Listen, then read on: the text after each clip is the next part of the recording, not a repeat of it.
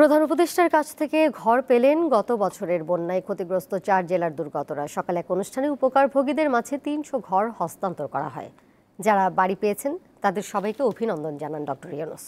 ঘোষণা দেন যে কোনো দুর্যোগে জনগণের পাশে থাকার। Walton washing machine, simplifying life with hassle-free washing.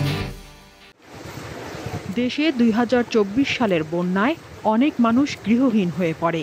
বেশি ক্ষতিগ্রস্ত হয় ফেনী, নোয়াখালী, কুমিল্লা ও চট্টগ্রাম। অসংখ্য ঘরবাড়ি সম্পূর্ণরূপে ও আংশিক ক্ষতিগ্রস্ত হয়, ফলে অনেক মানুষ গৃহহীন হয়ে পড়ে।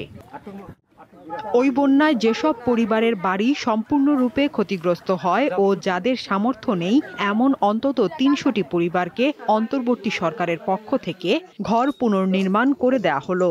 ৩০০টি ঘরের মধ্যে ফেনী জেলায় ১১০টি, নোয়াখালীতে ৯০টি, কুমিল্লায় ৭০টি ও চট্টগ্রামে ৩০টি ঘর হস্তান্তর করা হয় বুধবার। খুব কষ্টে ছিলাম। আমার যে ঘর ছিল, ঘর থাকার মতো অনুপযোগী। বন্যা পরবর্তী সময়ে আমার ছেলে মেয়ে নিয়ে পাকঘর থাকতাম।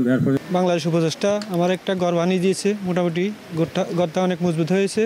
আর্মি যেভাবে খাটুনি করছে দিনের পর দিন, এই ঘরটা আমরা সবাই ফ্যামিলিগত সব আত্মীয় সবাই আনন্দিত।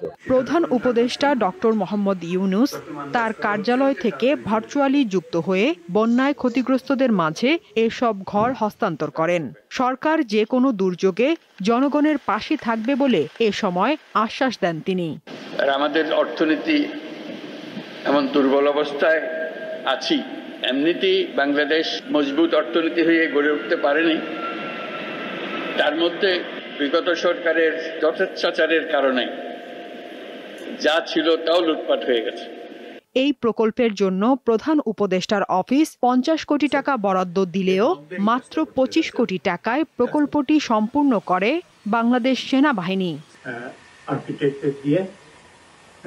সাদিয়া চৌধুরী, দীপ্ত, বার্তা কক্ষ।